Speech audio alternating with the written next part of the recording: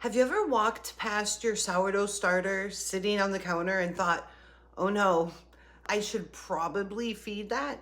If sourdough feels like a burden or another thing that you have to take care of, it's not because you're bad at it, it's because you were taught a high maintenance method. Guess what?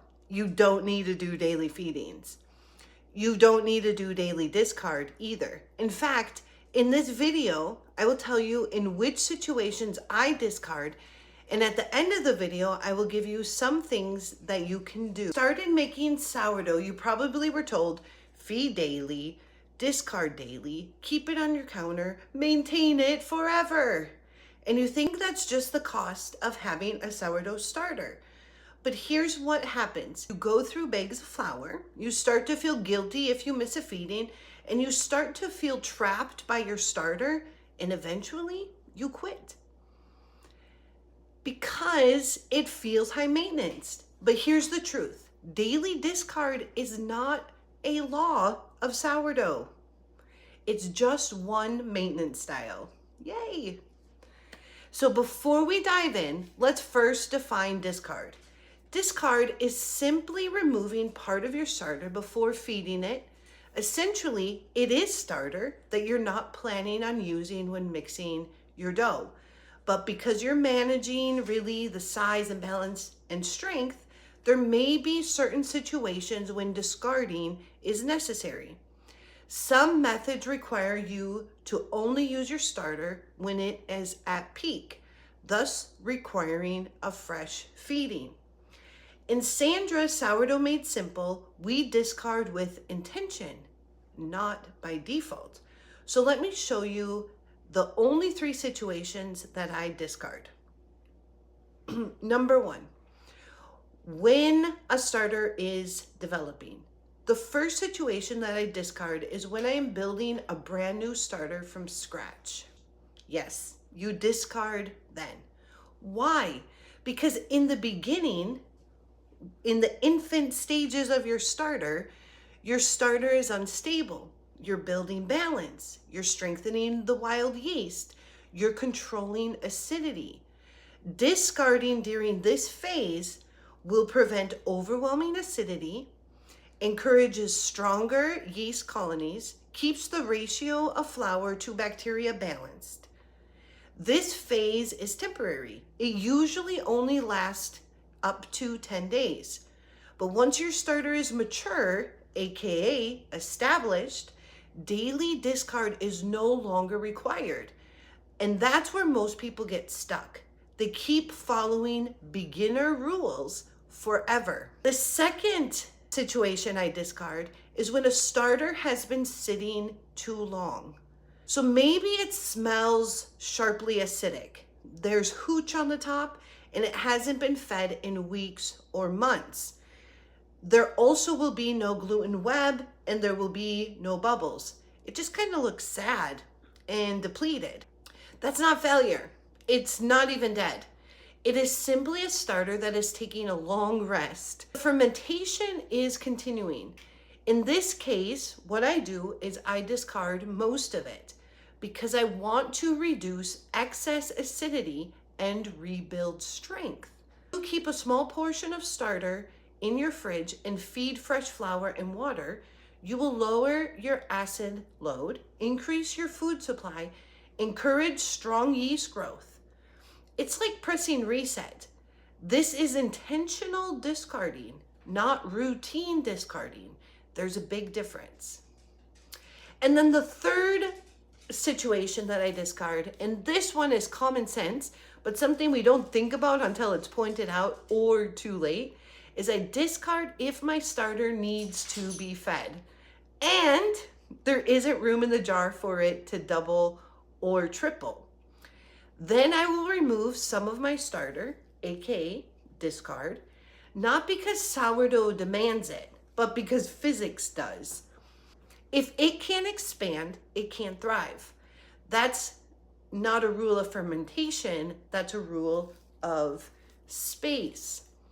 So in order to give a fresh feeding, you must make room in your jar. thus requiring you to discard a portion of your starter. Another thing to add here is that in order to properly feed your starter, you need to feed it at least its volume. So if you have 2 cups of starter and you need to feed your starter, you will have to feed it at least 2 cups, resulting in an excessive amount of starter. Therefore, one would want to discard the starter in order to not have to feed it so much. So here I have Big Mama. She's been hanging out in the fridge for a couple days, and I could refresh her, I could revive her. In order for her to get a proper feeding, I would have to feed her at least this much. So in this case, if she's this big, I'd have to feed her up to here. There's not enough room in my jar for her to grow. So this would be a situation in which I could then discard just to make sure that there's space in the jar for it. I don't feed daily because I don't bake daily. I don't want that daily responsibility, and I have found that it's really just not a necessary practice. I keep the amount that I need so that it's ready when I mix my dough. I refrigerate it when I'm not baking, and I build it up when I need more of it. You don't need a quart of starter bubbling in your counter every day of your life. So I keep this much because even in a week, this is still going to be active enough for me to use it in my sourdough made simple process.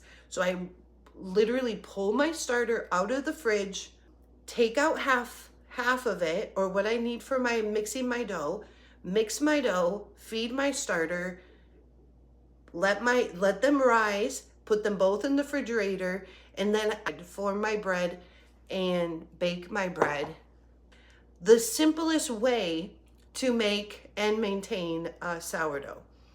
So daily feeding is only necessary if you bake almost every day or every day.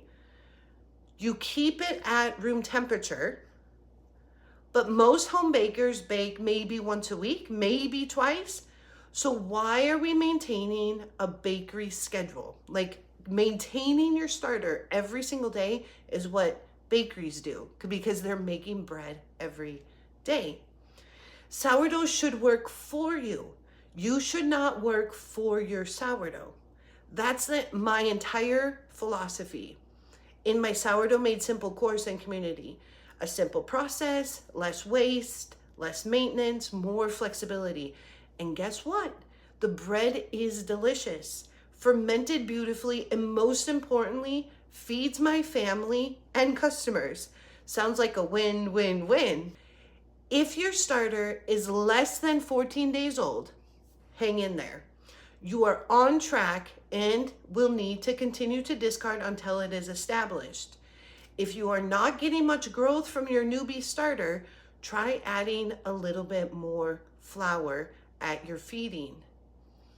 If you are feeling overwhelmed by discard and daily feeding and your starter has been established, here's what to do to transition into a lower maintenance starter care is give it a thick feeding, let it rise on the counter, and then refrigerate it. Take it out of the fridge to mix your dough. Remember, only feed your starter when you pull from it. Only pull from it when you mix your dough. If you have a bucket of discard in your fridge, now it should not continue to accumulate. Someone may need to hear this, but it is just flour and water. And if you need a fresh start, I will give you permission to discard your bucket of discard. No harm, no foul. So approaching sourdough from a natural rhythm that fits you, your schedule, your lifestyle will be the first steps towards not feeling overwhelmed by the sourdough bread making.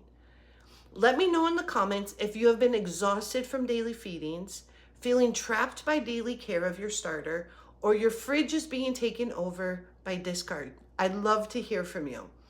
And if you found this video helpful, like and subscribe. All right, we'll see you in the next video.